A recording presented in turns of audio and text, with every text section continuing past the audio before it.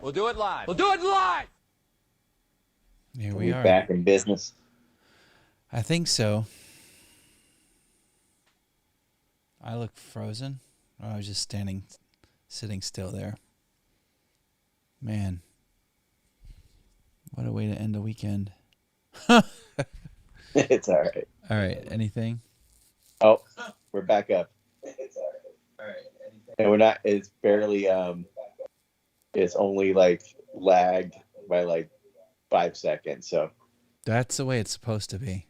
yeah, it's not like a minute and 20 seconds like it was like a minute and a half before. So that's good. It was terrible. But I don't know if anyone could even find us right now. You just have to go back to the channel and then it'll pop back up. I'm watching. It'll show it as it just shows it as live. We'll do it live. Yeah. Oh, Laura's Hello, watching. what have we here? We have a lady caller. Hey, Laura, did you get Piper down okay? A lady caller. We have a lady listener here. Well, hello cool. there. Luis said he got a notification when we went live. Yay! Sort of. Sorry about that. Yeah, I was just like, had to throw the intermission screen on. I didn't know. It's all right. Yeah, next time when you do it tomorrow with Aaron, do like a half-hour pre-show or something, just to start, to see if it gets going and you know, get that stuff going. Even if it's like on air, you're just talking about nonsense, and then start the show, and you can cut that out later if you want, or leave it in. It's up to you. Well, we had some good conversation going about Chris O'Dowd before we actually officially got started. Luis, it's only right now. It looks like the lag is only a few, like maybe 10-15 seconds behind, if that.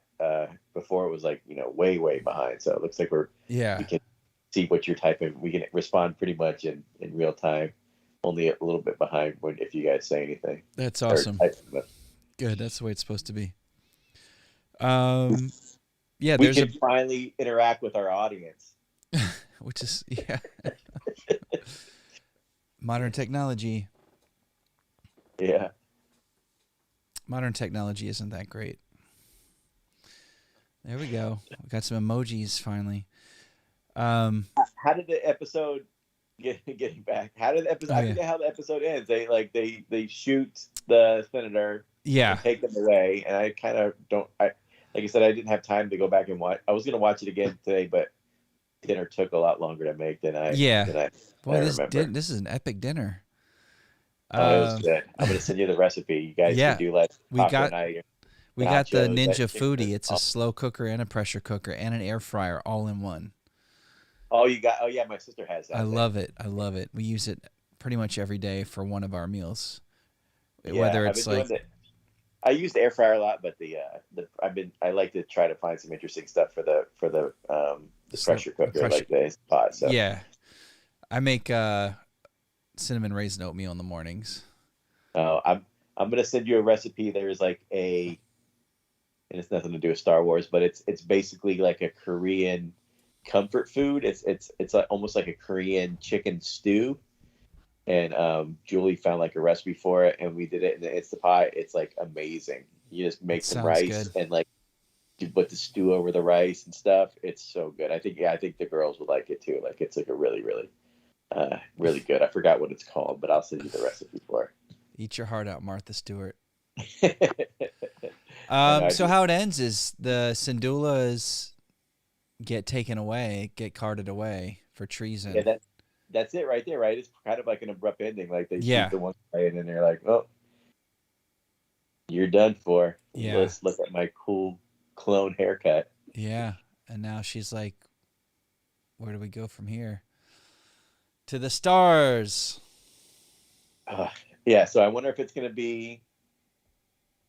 Are we going to get? I mean, I'm guessing we're getting more of the story, unless it's just like. Oh. Yeah, the next episode, I heard the title is called like Rescue on Ryloth. Okay. I guess the Badger, I'm hoping maybe they're coming back to help out or something. Yeah. You can see Record grumbling like, weren't we just there?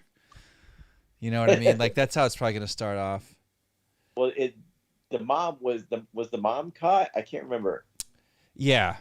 And Okay. she doesn't, at some point she gets taken out. She doesn't make it to Rebels. Like, Yeah, I was reading that the dad is alive in Rebels, but she isn't. yeah, that's right. So she might not make it through the next episode. But yeah, we'll be back on Ryloth for episode 12, and then we'll only have, 4 episodes to go, I think. Right? Isn't there 15 or 16? Yeah, there's only a few left. Yeah. Luis says, I got a great recipe for cashew pork to drop into ramen bowls. It takes 6 hours, but it's worth it. Luis, do you not have a Instapot? Because nothing takes 6 hours. The Instapot, it should only take 15 minutes. Luis, get the Ninja Foodie. You have everything in one deal. The air fryer is a lot of fun. I've been trying all kinds of stuff with that. But Oh, yeah. Boiled peanuts take like 10 hours to make, but you can do it in the Instapot in an hour or so. Or that pressure cooker, you can do it really fast. But yeah, like I said, it was a good episode.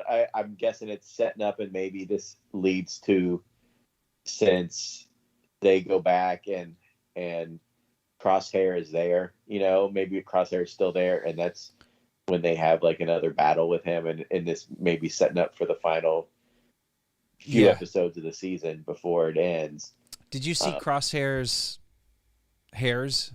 All his hair's gone, right? Like he used to have like a cool, like high and tight gray, like a silver fox cut, and now he's like Anakin post Mustafar bald, and then the back. He got all burned up in that one planet, right? Yeah, it's a massive head wound behind there. So now the question is, the fans are asking, like, did that knock out the inhibitor chip, and now he's just got, like you're saying, like a vendetta. He's just out for blood now against his former brothers in arms. Like, I think, how much is it him, and how much is it the inhibitor chip, or how much is it, the good soldiers follow orders, and how much is it he's just like really ticked off? I think he has, and correct me if I'm wrong, I've noticed something in, watching the Bad Batch and watching some of the Clone Wars I've seen, and watching Rebels now, is you can kind of tell who the bad guys are by their voices. Yeah. And Crosshair's always had a bad guy voice. He really has. Right out of yeah. It's either if you're fat, you're a bad guy, or if you have a bad guy voice, you're a bad guy. Like, and his voice, he's got a bad guy voice. I don't know. I think that was always going to be the path for him, that he was going to turn on him. I don't think he's coming back to the fold. I think he's either dead, or he's always going to be out there, or I don't think he's coming back to being a good guy. He's got a bad guy voice. Like, I don't know. That's just my feeling. Yeah. No, it's good. You know what I mean? Like, that one episode of Rebels, where they had the senator that was doing, like, was they thought was helping them, but then when they find him, it turns out he's actually working for the Empire. You know what I'm talking about? Yeah. And when I'm watching it, I'm like, this guy, he's as soon as he started talking, I was like, this guy's got a bad guy voice. He's like, there's no way they're having like a good guy with that like little sneaky, like untrustworthy voice. Like, he's got to be bad, So that's just my feeling with Crosshair, is that his voice is too evil to be a good guy. Yeah. Yeah, there's no coming back with that voice. And I'm telling you, once you see that rat face, that rat of a helmet, I can't see anything but the little sharp teeth. Let me go back. Let me see if I can find it. It's like, it was just the way he was lit on the junk planet, like that. Mm-hmm. Let's see if I can find it. And once I saw it, I couldn't unsee it. Let's see. But yeah, It's almost not even like the main story. There's so much happening now. It's like that was like the main story, right? Like Well, you like I said, the show you never know what's gonna happen. you don't, yeah, you can't So, predict. Like last week we were talking about Rebels, but I don't think either of us had a clue that we were going to get Harrison Dula's backstory, like her origin story in like 3/4 of the part of an episode of Bad Batch. It's all her. yeah, Look like, at that. Yeah, Look, see his teeth? Doesn't he look like a rat? Look at him. It'll show up in a second. Oh yeah, I see it. Oh yeah, right there, definitely looks like a rat. It's the only one like that. So yeah, you never know. You never know where this is going to go. I was going to ask, we're going to see live action Omega at some point. Who is it going to be? An unknown? Who do you think could play a 25-year-old or a 30-year-old Boba Fett sister, Omega? Yeah, I mean, like she's the guy who Boba Fett, the actor is God help. She can't look like Tamara Morrison. She can't. But it should be someone from New Zealand, right? Isn't he from New Zealand? Yeah. I would say the girl from Whale Rider, but she's already been in Star Wars, and she's probably too old. Well, maybe not. Gosh, how old would she be now? Yeah, Aaron and I always joke that she's live action Omega, like. Oh yeah, she could be, or I mean, I don't know. It'll be Her name's Keisha Castle Hughes. She could totally. I think she would fit the age right now. And she would fit like the look. Wouldn't that just totally? But what if they like retconned it? So remember, she became the Queen of Naboo in Revenge of the Sith, right? Isn't that what happened? Like she eventually became the Queen of Naboo. It was just it was barely in the movie. Right? Yeah, it was exciting casting news. I was so excited because I love that movie. I know you do too. And it was like when we found out she was going to be in a Star Wars movie, you're like, that's brilliant. And then they have her just like blinking or like she's walking 5 seconds, like wah wah. But what if Keisha Castle Hughes is? It would work. They would have to like retcon, like what was she doing as the Queen of Naboo? I think they could probably, get away with no one. I don't think anyone remembers that. I think they could get away with it. You know what I mean? Because she was really a little girl then, and a young girl. But now she's got to be in her 30s, right? And they could do like the blonde hair. She would look. I think she would look different. I don't know what she looks like now, but I think she would look different enough than a movie she was in like almost 20 years ago, right? Yeah, for sure. I think we should start hashtag Keisha Castle Hughes as Omega. Oh my God. I knew it wouldn't take long for you to come up with something. We're already like jumping ahead. Like Omega's not even out of her first season of shows, and we already like casting her in live action. Dude, this is it. She could totally do it. But she has to be like. Oh yeah, remember she was in Game. She was in Game of Thrones. She was one of the Snake Sisters. Oh, she was one of the Sand ladies. Yeah, that's funny. That what's his face? The Mandalorian. Oh my God. What have we unleashed? What did we find out? Oh my God. Look at that. She does look just like her. I wonder if they designed it with her in mind. Because look at the pictures of her now. She really does look like her. Can you imagine? If you put like blonde hair and that little haircut. Can you imagine? I don't know. Maybe that was the plan. What if we just like crack? What if we just broke this? What if this is real? What if we knew it and the world will never know because it's only Luis and your wife watching. Yeah, no one will ever know. We figured it out. Yeah, there's like a picture I just saw on the screen of like her with short hair. Yeah, let's see. That I can't tell which one. It's like kind of a little bit blurry because the resolution's not high right now. But here we go. She could do it, man. She'd do it. Yeah. All right. That's our casting pick for Omega live action. It's so funny. Like I totally forgot she was in Game of Thrones. Like her part wasn't. Yep. It wasn't. Yeah. You forget that Pedro Pascal was on there too. Yeah, he was so good. He's great in if you want to see something good with him, Narcos on Netflix. It's about like the drug trade in South He's in America. He plays like an American DEA agent, or I forget what he plays, but it's So- pretty good. so- I love that guy. He's a great actor. Yeah. So get this. Let's see. Hold on one second here. Got you all set up on the news page. All right. So we were just talking about Hauser. Mm-hmm. Oh, there's a couple funny things in this article. CBR.com. And I was just gonna tell Luis, I like Narcos, but Narcos Mexico is amazing. I don't know if you've seen it, Justin, but the Narcos Mexico show is like, I think, like even better than regular Narcos. But sorry, go ahead. No, it's all right.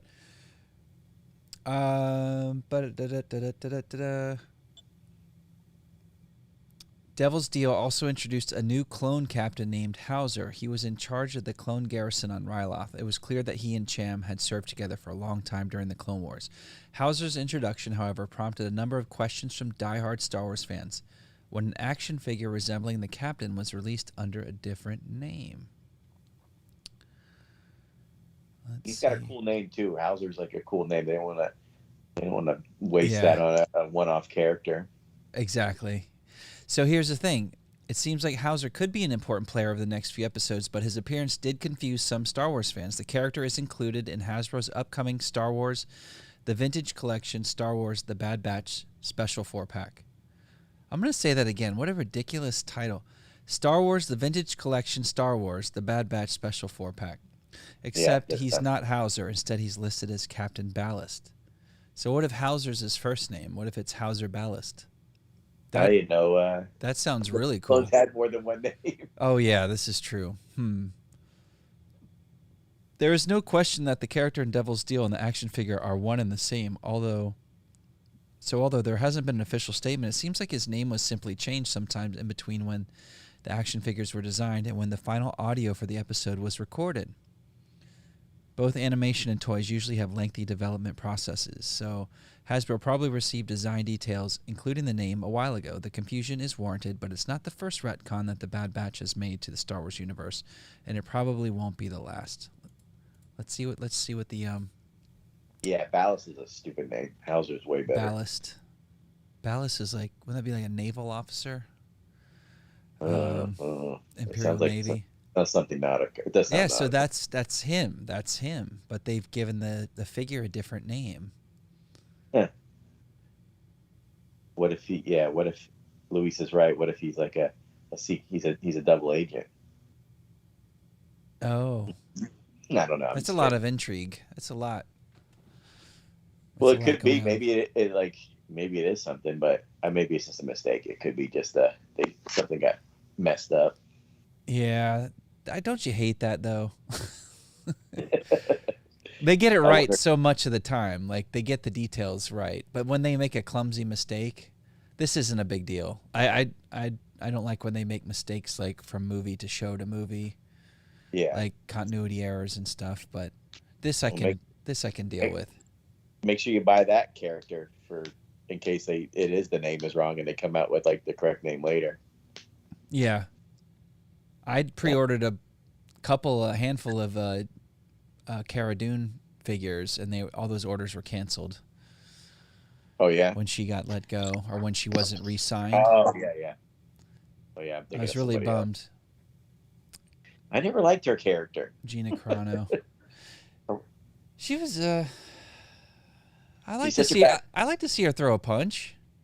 She's just not like a good actress. She's very. I don't know. I just wasn't like a big.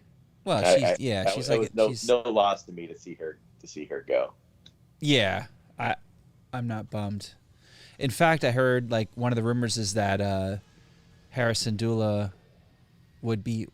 they'd make her the lead of Rangers of the New Republic if they ever got that off the ground again, or if they ever got that. It wasn't even off the ground, but if they produced it, I think they were. It could be like enthusiastic fans saying, "Oh, it should be Hera." That would be great. I hope if they cast that, I hope they get that right. Let's see. But What you Yeah, got? like I think overall, like I said, what we were saying for this episode, though, I'm hoping to get back to more Clone Force 99 next week than there was in this one. But Yeah, I think it will be all Clone Force 99 next week. I think they're coming in guns blazing, and I think they're gonna kick some butt for sure.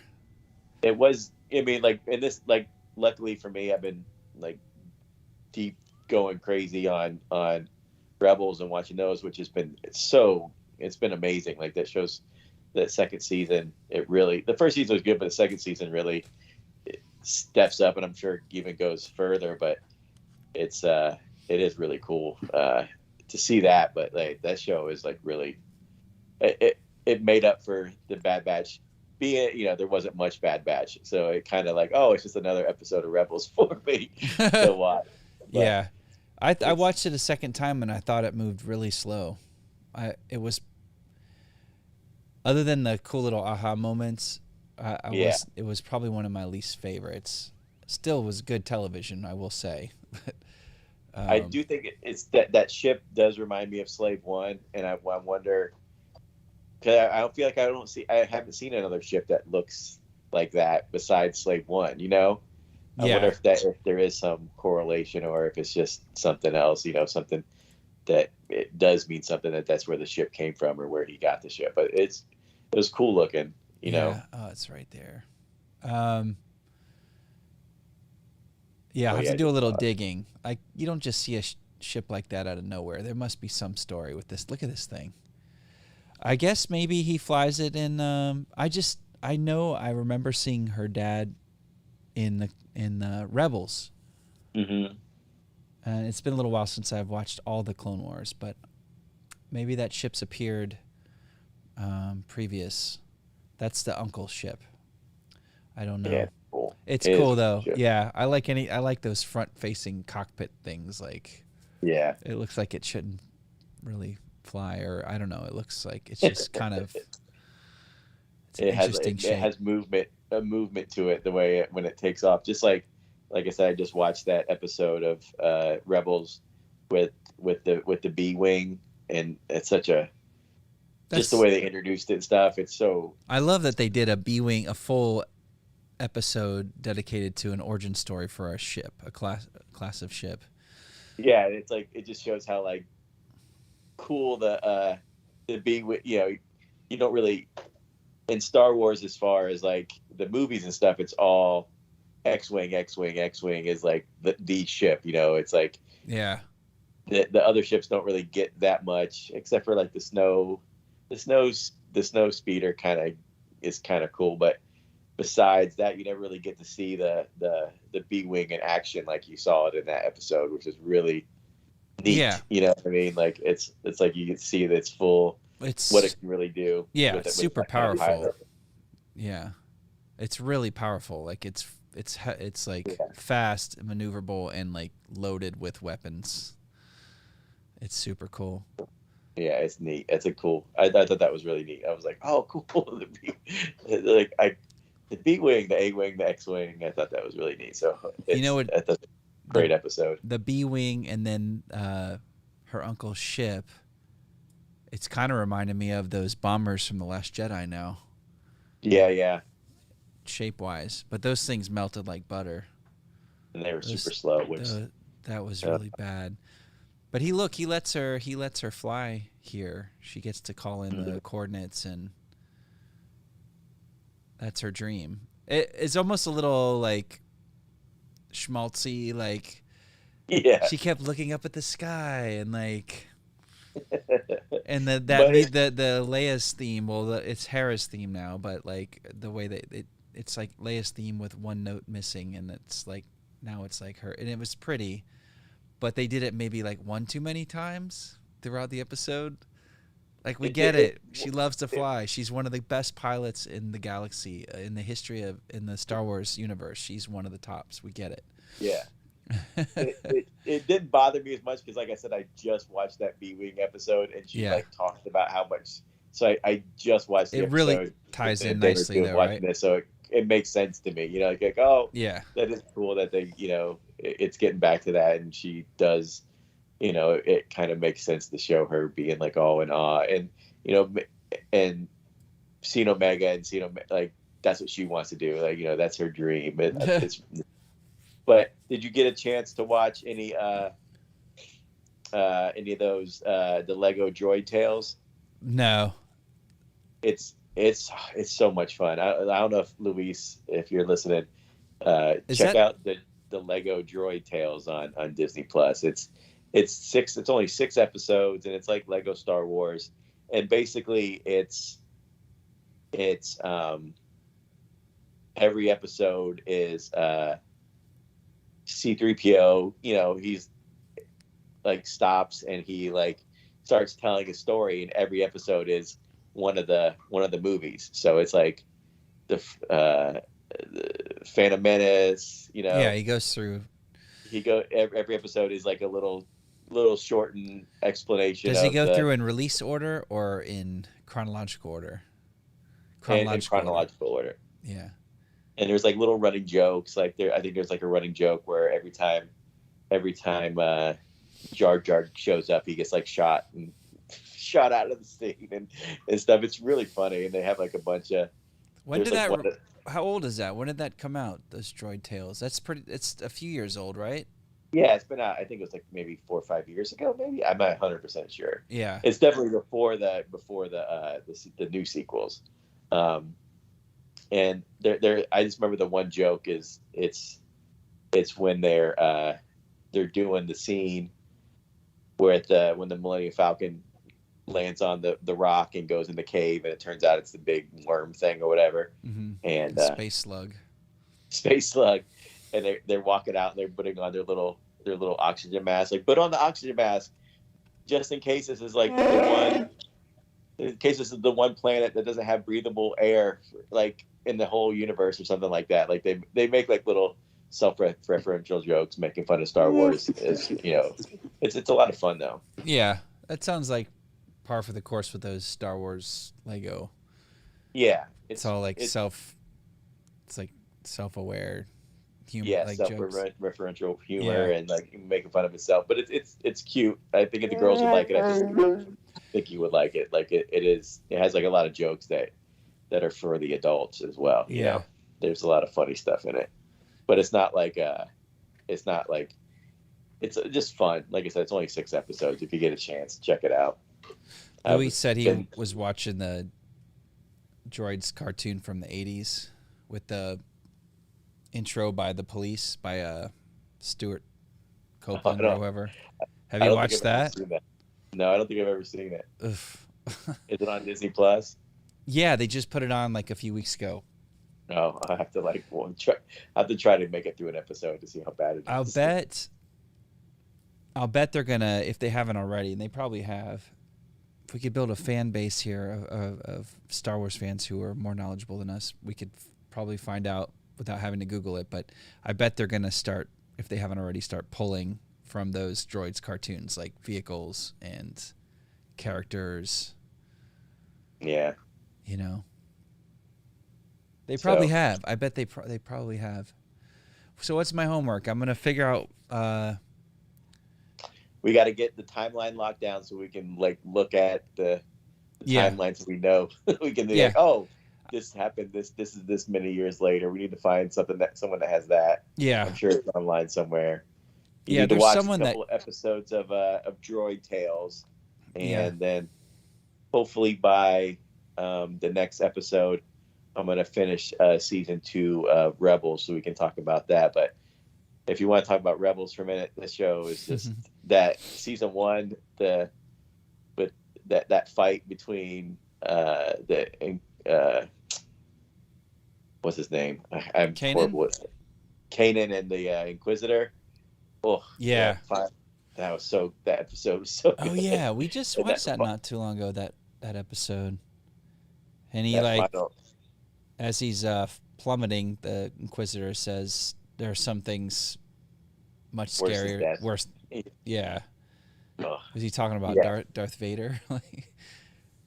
Yeah. And just the I love Kanan. He's such a cool character. He's such a noble, just a cool cat. I like him a lot. and just for just the I'm sorry, I can't talk. The lightsaber battles are so like good, like that the Inquisitor's like double bladed lightsaber that spins and stuff. It's just like a cool visual, and it's like terrifying.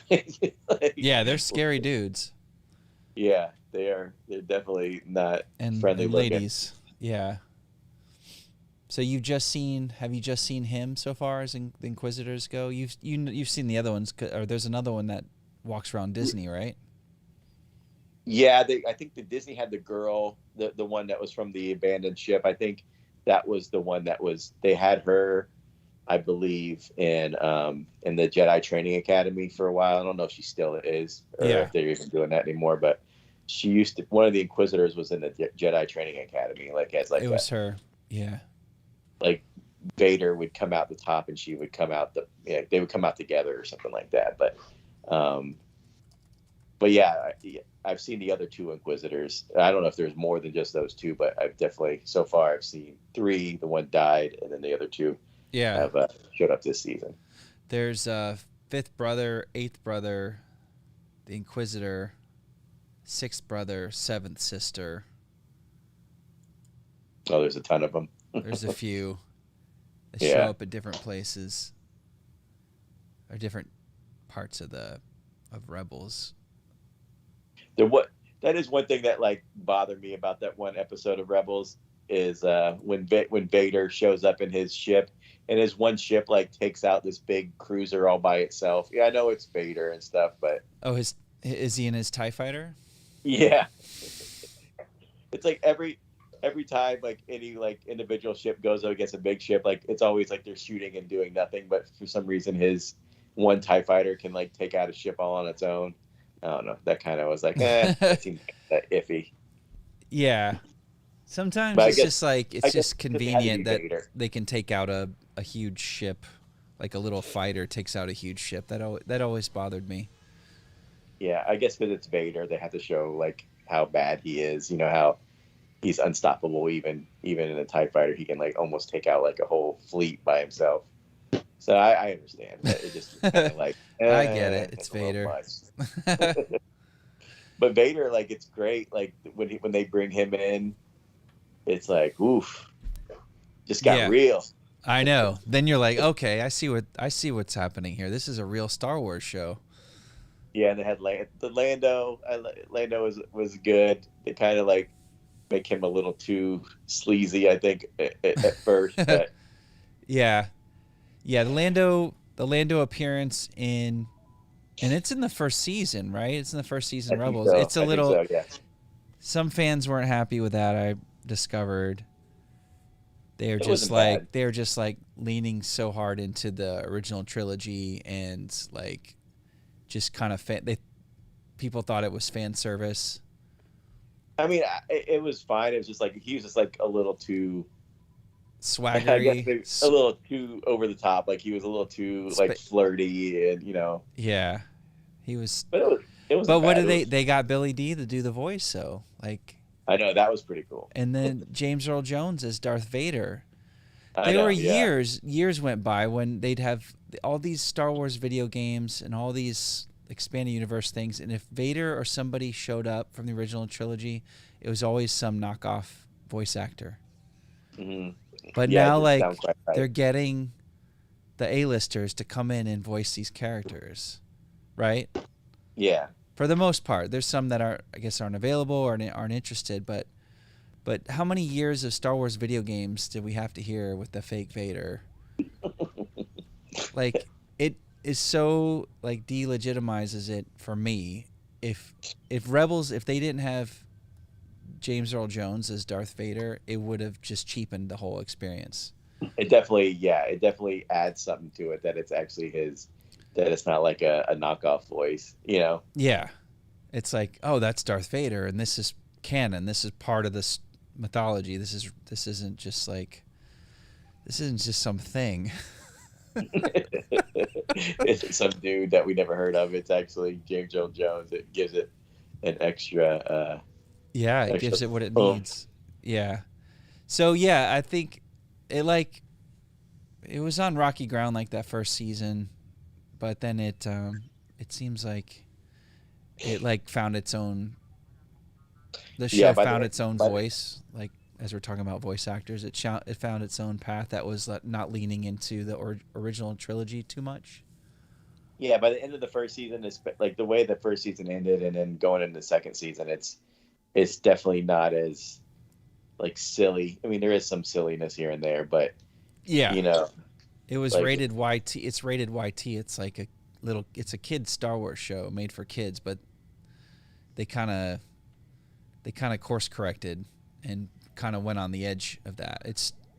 There's some dark themes. Like I'm with my kids explaining some things. I'm like, this seems more like Clone Wars territory. yeah, I'm excited to see where it goes. Like, Yeah. it's definitely good. It's So and I'm Rex and Gregor and Wolf show up in is that all in season 1 too? that's season 2. I just Okay. saw those episodes. I really like that stuff too. Like, it's Any I other guess big I any other just big saw- appearances? huh? Any other notable appearances that anyone else show up? So far, I don't think so. I think it's just Rex and those guys. It's the only ones I remember. Yeah, and you see Kanan has a total disdain for clones, right? Yeah, and I Yeah. can understand why, but I just love the Rex and his interactions and stuff. Like, so far, like I said, it's only been a couple episodes. I think they're just they've only been in the show for maybe 2 or 3 episodes that I've seen so far. Yeah. But like I said, I just watched the episode with Rex of the Bad Batch, and then it comes through, and he's like, it's like, I'm Rex. I was like, wait, is that him? And it's really, Yeah. it's really cool. It's really good. They did a good job with that. Speaking of Rex and clones, have you checked out Monsters at Work yet? I know you love Monsters No. Inc. I saw that's on there, but I haven't watched it. Is it good?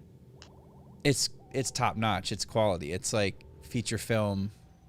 Oh yeah. It's feature film quality animation and story and writing, but it's a show. It's crazy. It's like the most high end kids 3D animated kids show you'll ever see, I think. But just to connect it to Star Wars, so I always like checking out the voice talent at the end in the credits, and there's a character named Banana Bread, this little monster, and he just talks in like slurping sounds. He doesn't articulate. He doesn't speak. He just like. Yeah.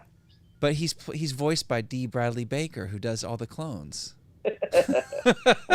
He's everywhere, I'm man. like, He's like, how and why is it? It's almost like a joke. It's like you get to voice hundreds of characters. Here, take this one, and like you don't get to say a thing, but you'll get credit. he's like the Tom, who's the guy that does Tom Kenny, Tom SpongeBob. Kenny of Star Wars stuff, I guess. Yeah, or Billy West.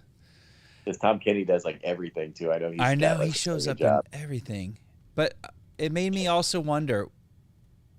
Here's another thing to add to our homework. What is D. Bradley Baker's contract? What does that look like? Like, he voices so many different characters throughout the Star Wars universe, right? Like, Yeah. what does that look like? And what I don't understand, because I do like video production, and so we cast voiceover talent for one script, and then if we want them to do different taglines at the end for different brands, if we're like multi-branding if we're doing a video and we have to make it for different brands, but it's basically the same video, we pay them per tagline too. Like, there's all these rules, and he's SAG, like he's a real actor. So I just wonder what that's like. I'll have to do some digging. So I'm curious about his career and his contracts, like in his compensation, like. It must. I mean, I'm just thinking of The Simpsons. I know The Simpsons got paid per episode, like an amount. So I'm guessing for Star Wars, if he's doing he gets paid a certain amount for Clone Wars, certain amount for, Yeah. for probably for Bad Batch, because he does so many, he does like all the main characters for Bad Batch Yeah. basically. So it would probably be broken out per episode, you think? Like The Simpsons, that's a perfect example. I'm just Yeah. like, he's playing no fewer than 5 voices, but then there's always like reg clones that show up that have one line, so that's him. So he could be doing 8 different voices in one single episode. And I guess the only other comparison would be Simpsons, right? I guess. Yeah, I'm guessing like he probably got a certain amount for Clone Wars, but he wasn't like the main person in Clone Wars. You know what I mean? Right. But in the Bad Batch, he's in every episode, and he's like, like the main guy, the main dude in every episode. So that's probably his biggest. I don't know, but my guess is that's probably his biggest payday. Oh is my that gosh. Is the Bad Batch is like his like. I'm the star of the show. I'm doing all these characters. And I'm the main guy on this, so that's probably cool for him. But that's just like you should never. No one should ever say no to Star Wars, right? Because look, Tamara Morrison, like, you're gonna be a Jango Fett. Oh, that's cool. Oh, but also he's the template for all the clones. And by the way, the clone story is gonna go from now until the end of time. And your likeness will be every clone will be you forever and ever. Like, what's his? I wonder if he gets I wonder if he gets money for like the likenesses, even though it's Clone Wars. Did they change it enough that it doesn't look like him enough, or it is based off his likeness, the clones? And so in the Clone Wars, does he still get money for like the Clone Wars and the Bad Batch, since they are? I think in their original contracts, they probably sign their likeness away in perpetuity, and then there's nothing you can do about it. Then they just. Yeah, I wonder, I wonder. There's like, I was just thinking about Grand Moff Tarkin. Is that he's in like Rebels? Does his family get money? Because he's been dead for years, and they're still using his that's the Tarkin estate. Yeah. Like, are they paying them? And and did they have to get permission to use his uncanny likeness? You do. In I'm talking in Rogue One. Yeah, they probably. I'm guessing. I don't know for sure, because maybe with the toys that he gave up something for that before people thought about it. Maybe, but because that whole thing goes back to Back to the Future. Okay. Is Crispin Glover didn't want to be in the second Back to the Future, or they didn't want to pay him enough, so they just hired an actor that kind of looked like him and put prosthetic makeup on him, and tried to pass him off as Crispin Glover, and he like sued them for that. And then they had to take all that out. Well, they had to compensate him, like, because the movie was already made, but that kind of set that you couldn't do that. You can't just, hey, I don't want to pay this actor, but I'm going to find someone that looks like him to kind of do an impression of him. You can't do that because it's like based off his likeness. So. Oh yeah, that was a pretty big big lawsuit. Yeah. Boy, he's difficult. Why is he so difficult? Exactly right, but it's basically you can't really use someone's likeness without unless Lucas gets those deals set up so he can do all the toys. So maybe it goes into that. But I wonder if the clone, if Boba Fett or Jango, what's his name, if he gets stuff, if he still gets stuff for that, because that's all based off him, how much he got paid to do that stuff. Yeah. If anybody's watching, please Google this for us and let us know, because we're too busy talking to Google right now. It's just like Google's like, what? No one knows this. Could be like, I bet Scott has some inside info on that. I bet he's got some insights as being a lawyer. Why is it Farrah watching this? Is he supporting Dad Wars? No, all the guys that should be watching this I don't know. Are they too busy for us? I don't know. I don't know. He likes my Instagram posts. Okay, that's cool. Well, Scotty, if you ever watch this, you need to. Scott, check give us out. Yeah. No, yeah, we might have him in. Maybe that will be a crossover for yeah. some Which banthas. we're talking about doing that. But I think that would be great to have him on as like a legal counsel, legal expert. Star Wars legal expert. Yeah. I would love to talk about those likenesses clauses. And I think you're right. You said it a minute ago, like it's probably rolled into the toy. It could be. It could be that like that's how they Licensing. get away with the Tarkin stuff. Is that he signed away. You know, back then no one thought, oh, who cares about toys? Well, sure, you can use my likeness on the toy, whatever.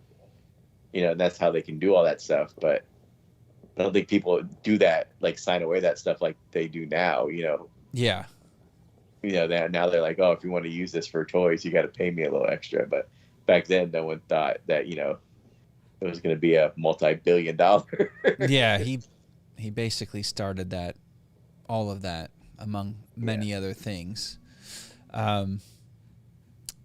Yeah. So are we wrapping for now? It's 11 o'clock, almost. I haven't been at work in a week. That show on HBO, the new show on HBO is called White Lotus. Oh, this is the portion of the show where Ray just throws us a random television recommendation. I haven't seen it yet. How does it tie back to Star Wars? That's the thing. You can promote a show, but it has to like somehow, and it probably does. It's called White Lotus. It's about a resort. Yeah, I think Mike White is the guy who created it. It's supposed to be good. Rick and Morty. It should be a new episode of Rick and Morty tonight. Oh my God. I'm excited about that. I'll be watching that. That last episode was just so over the top. It was the Rickest Rick ever. That episode was like too much. Oh, I have to go back and watch it again, but it was good. I just watched with my stepson. I just watched the heist one. We watched the heist one. That's great. Son of a bee. And then we watched what's the other one? Oh, one of my favorite episodes is the Glory the Glorzo. Glory the Glorzo. Wait, which one is that? Why is that not ringing a bell? The one where they like have like the face suckers on. Oh yeah. From season 4, right? Yeah, that's a Star Wars reference because they talk about when they're blowing up this town, like we're totally Star Wars in it here, or whatever. Yeah, there you go. That's awesome. So then also, if we're just going to talk random shows, Mythic Quest is just the best thing. There's some Star Wars references in Mythic Quest, I'm sure. Yeah. I've been rewatching it. I'm not sure how far you've gotten, but I've been rewatching the first season, going through it, watch it again. It's just what you watched the Dark Quiet Death episode, right? Yeah, that was insane. What's the next one? What's the next one after that? That's the one I'm on right now, I think. Is it the one? Shoot. Is it the one with the streamers? Or I can't remember. Yeah, you got to watch that, Luis. He's asking. You got to watch Mythic Quest. It's like one of the funniest shows out there right now. It's so good. I like watch an episode and then I'll rewatch. That's why I'm taking my time with it. I'm watching the episodes like twice because there's so much. It's so funny. There's like so much going. Like the jokes are so fast. Poppy Lee, and Ian. She's the Ian, right? Ian. Yeah. Yeah, it's Poppy Lee is like the best. She's the best TV character in years. Who Poppy? Yeah, I put her up there with Din Djarin and Grandpa Rick Sanchez. She's one of my favorite characters on TV. She's so good. I love Ian. Yeah. He's actually Luis. He's actually one of the creators of the show, and Charlie Day is one of the creators as well. And yeah, it's got those guys are all involved in it. Who's the guy? The guy from It's Always Sunny, the one that was in love with Dee, like the crazy Skeeter. Well, I forget what his name is, but he's one of the main characters on the show too. David, he's so good. He's so good. There's one episode I can't wait for you to watch. Like it's in season 2 though, but I can't wait for you to watch it in season 2. The dinner party the dinner party episode is probably my favorite. Which is the dinner part. Oh yeah. With Poppy with the Lee's Nazis. idea. Dinner party. Dinner party. And like nobody wants anything to do with dinner party. You have to watch. It's a funny joke. If you go back and watch the episode, you know when they're doing their, that's who it is, like Luis, the tweaker, who is a priest or whatever. There's when they're doing their little thing and they're like doing like the Sweet 16 or the style to see what group they're going to kick out. If they're going to kick out all these groups and they have like lists. If you go and it's brackets. They're trying to figure out who to kick off the servers because there's all these hate groups. I know. I was gonna pause and look at and see who was. Go back and pause. Some of the names are real. There's like some real funny names of the hate groups, but the funniest thing to me is when they do the brackets to break it down. The final two, you know how like at the end when they said Nazis end up winning and that's who they're gonna kick off. The final two that it came down to was Nazis and Patriots fans.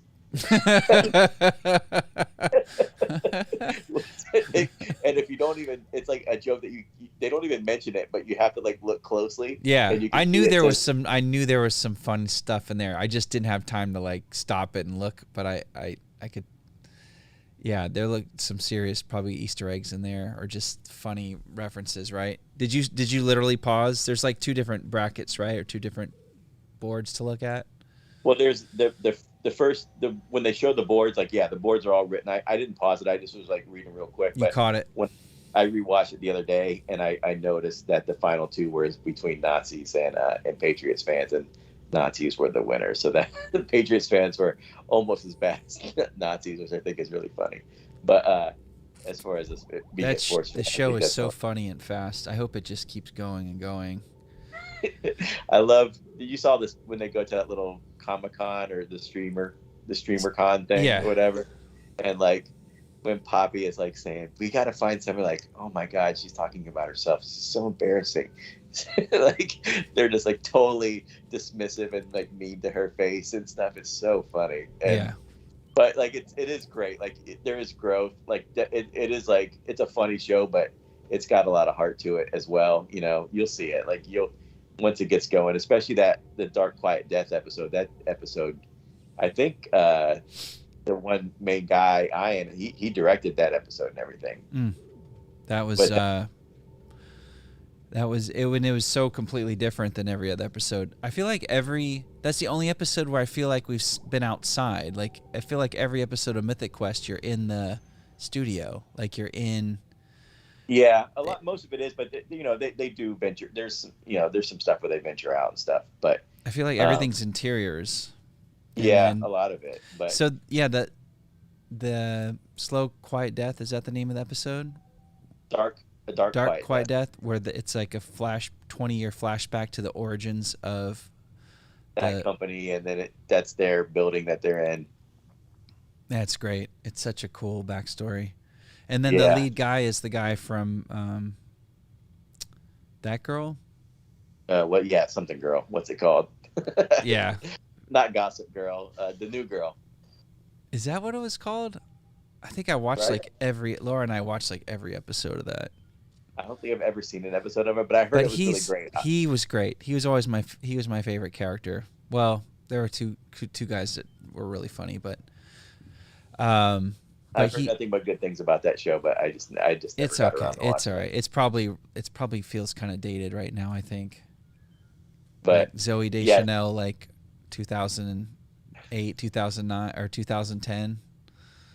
Speaking of Zooey Deschanel, the guy David, who was from Hutch from the Joe Schmo Show, he's married to Zooey Deschanel's sister in real life. Oh wow! Yeah, look at that guy. He's made it. Well, he's done like I guess he's like an executive producer and writer and stuff for It's Always Sunny, and he's like a writer and executive producer, I think, on Mythic Quest too. Like That guy is really talented. He's great. Yeah, Just his work as the Hutch is legendary it's in my mind. legendary. If anybody besides you and me remembers Joe Schmo show, Yeah, if go on YouTube. You're on YouTube right now. Search. don't leave Joe us. Schmo. Yeah, not now. We can't afford to lose any of our 4 people, including me. Go watch Joe Schmo season 1, and just it's all on there. It's great. It's just a really funny show, and it's a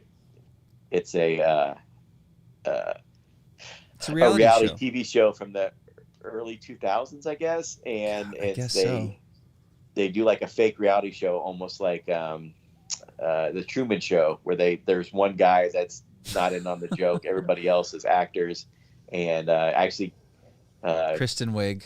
Kristen Wiig is one of the people on the show before she got like famous from SNL.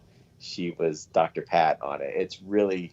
It was like a few years before she got on SNL, right? Like it wasn't just like she didn't go from Joe Schmo right to SNL. I think it was a kind of a gap.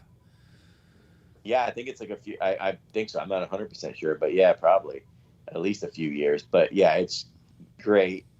I don't know. Have you seen it, Luis? It's so good. I think it's only 8 episodes, but it's an amazing show. Because it's not really real. It's like an experiment. It's like a social experiment.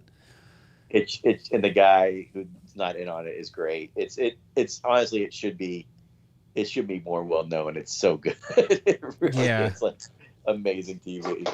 I just rewatched it for the first time, I think, since I first saw it when it first came out. We used to talk about it when it was on. Remember, I feel like we always talked about it. Yeah, I know you loved it. You're the one that introduced me to it. Like I couldn't believe it. I just could not believe this was like like they did it. They pulled it off. Go watch. I'm telling you, you will like be crying. Oh man, some of the things he said. He's such a nice, lovable like schlub. He's just like, but some of the things he says right like now, like he'd be in so much trouble for the things that just come out of his mouth. This Joe Schmo guy, this poor guy. Well, yeah. Well, the show at the time, they were, of course, they're making fun of it, but it was very, it would be like he calls a guy out for being gay, like in the first 5 minutes. But then he's like super nice about it. Like he's I know, but still, he would not have it. Like Twitter would have eaten him alive. Like if there was a Twitter then, right? I don't know. And then this beautiful black girl walks in, and she's a character. She's an actress, and she's playing one of the parts. Like they're all like kind of archetypes characters, like a former military guy, a flamboyantly gay guy, a jockish kind of frat boy. The gay guy is called the gay guy character, the doctor. Yeah. So, but he just says whatever comes to his mind, and he's like doing that talking head stuff where they're like talking to the, like the interview portion. He's like, and then so-and-so walks in. I can't remember her name. She walks in, and I'm like, I don't have a problem. I don't have a problem with mixing races or something like that, like dating other races. It was just like, did you have to even say that? Like, I don't know. I heard Dave is good. Luis, I haven't seen it yet, but I heard it's like amazing. I haven't seen it though. I want to watch it. But yeah, you definitely watch. I think the only place you're going to find it is on YouTube right now.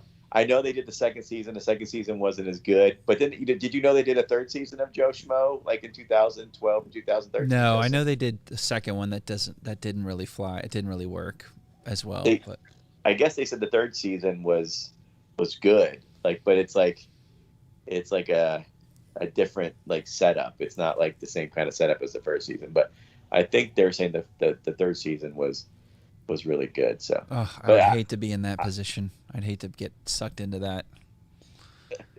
I know. And it has the same schmarmy. He's the one guy that's been on all the seasons. The schmarmy host. Oh, Ralph Garman. Yeah, he used to have a podcast with Kevin Smith. They're good friends. I was doing like a deep dive on who did stuff afterwards and who didn't. Like almost none of the girls except for Kristen Stewart. Kristen Wiig really did. Or Kristen Stewart, yeah. Kristen Wiig. She's the only one of like the women I think that really did anything on the show. Everybody else like was like in a few things afterwards, but didn't really act. the Hutch, of course, he's done He's a lot of stuff. yeah. Um, the gay guy, I feel like I've he's seen him. Kip. he's done a lot of stuff too, like producing and acting here and there. The old guy has been like kind of like a working actor, I think, for a while. And then the best friend, he was like a writer, and he's done like a lot of like writing and producing and stuff like for a bunch of different TV shows over the years. That guy's done like a lot of stuff. So Yeah. those like the three, or those few people are the ones that like really kept working. The rest of the crew really didn't do like a whole lot, or they just maybe just got out of acting. Like the girls really didn't do a lot after that. But man, it is good stuff. It is a It's great like show. the best show. But let's wrap it up because otherwise I'll be talking about I'm just gonna let you just go with it. Stream of consciousness TV reviews. Yeah. Yeah. Loki only has one episode left. I can't believe that. I think that's what I heard. There's only one episode left of Loki, but it's so good. That God. show is like. Did you are you caught up on it? Yeah, I watched it while I was at the beach. I watched it. And Oh. kept watching it. Couldn't believe it. It's so good. Yeah, I need to actually rewatch that latest episode. There's a lot going on there. I bet there's lots of like little Easter eggs in the background of that. Well, When they're there. traditional Loki was played by, like old school Loki, Richard E. Grant, who was in The Rise of Skywalker. Oh yeah, he's great. He was in that movie with. He Where is. they- What else? where He's so good. He's so good. But He had was up for an Academy Award like for that movie with Melissa McCarthy where she plays the lady that like counterfeits like the books or the letters yeah. and stuff like that. He was Oh, really best good in that. I don't supporting know if you actor. saw that movie, but he's great in that. And he must have been in Downton, right? Like he looks like a Downton guy. I feel like He he was. could. I really feel like he was in at least one episode. Maybe it had his own little story arc. Like any British actor of his caliber. I just Yeah. remember him, his early review. Like he went to the red carpet of The Rise of Skywalker, Mhm. and he came out. It was like an emotional. It was just like such a ride for him. He came out and gushed. Yeah, And he seems like a real nice guy. he just he was like raving about The Rise of Skywalker, and his character is pretty cool. Wish we could have seen more of him, but You gotta and this is for Luis if you're taking notes. Since we talked about Downton Abbey, I think it's on Netflix. There's a movie called The Guest, and it has Matthew from Downton Abbey on it. It's this really cool, like thriller, like retro type thriller. It's great if you want to watch a neat movie called The Guest on Netflix. I think it just got back on there in the past like month or two, but it's an awesome movie, and it has I can't remember what the actor's name is, but he was in that Marvel thing they did on FX where he plays like you're talking about Dan Stevens. Dan Stevens. What's that Marvel thing that it was like an X-Men type thing they did on Legion. Legion? Yeah. That show is wicked. Yeah, I need to rewatch it. I watched like 2 seasons of that before I realized that was Matthew from Downton. He was so different. And I'm Yeah, I'm watching. I'm like, I know this guy. I was just too lazy to look it up. I was just like, he just has that face. Like he's just like someone you familiar with. And it turns out it was Matthew.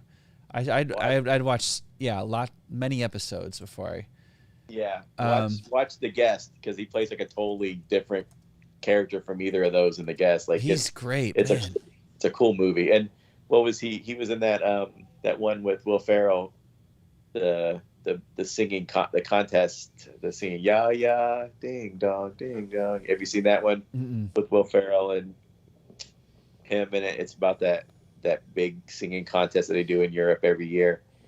He plays like the Russian guy who like won once or something like that. It's a cool, fun movie. You like Will Ferrell? It's a fun movie. Richard E. Grant appeared in Series 5 of Downton Abbey as Simon Bricker. He was in it.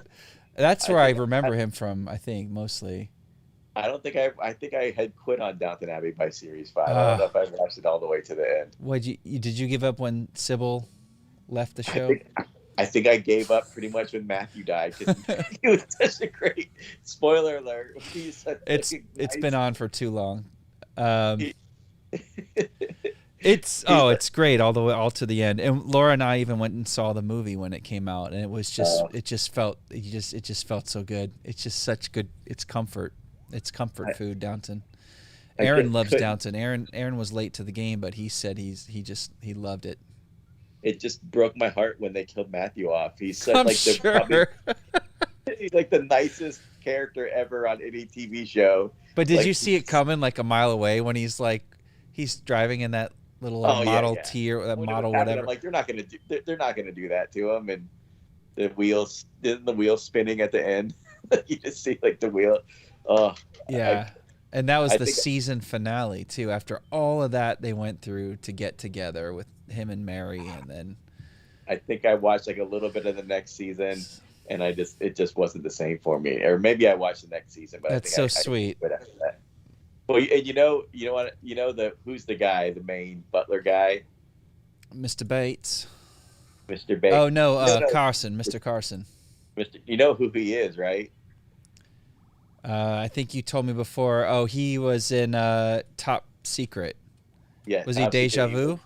Deja Vu. Have we met before? Is he really? He's Deja Vu.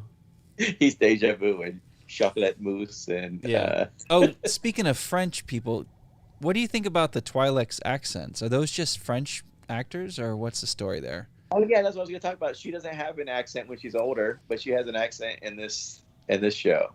Yeah, I think the word is she drops it when she like flees Ryloth. Yeah. I thought that Um, was kind of weird. I was trying to think when I was watching the episode. I'm like, she doesn't have an episode on Rebels, like not at all. And I thought that was kind of, but maybe she But just yeah, got rid of it. it will be addressed somewhere in Yeah. canon, and I think maybe it was at some point already.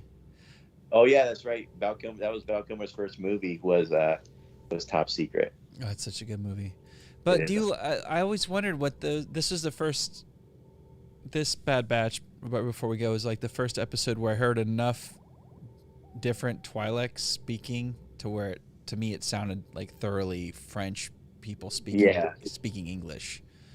I don't like some of them sound like kind of Middle Eastern or some type of different accent. So I just thought they were making something up, but especially like Hera's mom, she just sounds like a French actress.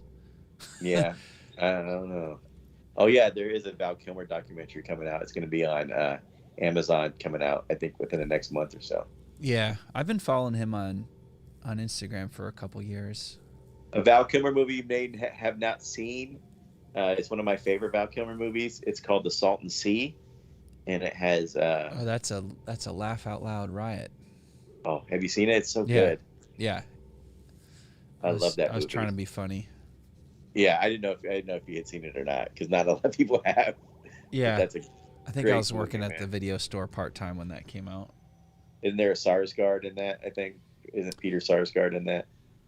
Yeah. And what's his face? The guy who played Kingpin in the Daredevil series. What's his name? Vincent D'Onofrio. He's You know he's in it. D'Onofrio. I love D'Onofrio. D'Onofrio is the man. All right, He's so well, let's good. end this because, like I said, I will never stop talking about movies. and I know. TV I'm shows. just seeing how long you go. Val um, Kilmer and Spartan. Have you seen Spartan? That's another one of my favorite Val Kilmer movies. It's That's who's a the, David Mamet movie, right? David Mamet. It's like one of my favorite David Mamet movies. I love that. That is Um, so good. I don't think many people saw that either. That if you ever want to hear a funny, weird, like back when the DVDs had director's commentary and stuff, Val Kilmer does like commentary on Spartan, and it's pretty interesting. He's I'm a sure. interesting guy. Yeah, It's he great. is. He is one of a kind. Yeah. Well, let's Private finish Pile. this because I'll never get off. This is true. All right, everybody. So this week, your your homework is to watch the Droid Tales. Maybe not all of them, just an episode or two. And I'm gonna keep on and maybe catch Keep up up with the on a Rebels. little bit on Rebels, and I'm gonna try to finish season 2 of Rebels before this week is done. Awesome. And Aaron and I are supposed to do a show tomorrow night. I haven't confirmed that for sure or not, but we'll see how much work I get saddled with tomorrow. When my day job resumes after being off for a full week. May the force be with you. All right, everybody. Thanks, whoever's hanging in there with us, thanks for watching. Have Yeah, a good one. take Bye care. for now. Bye for now.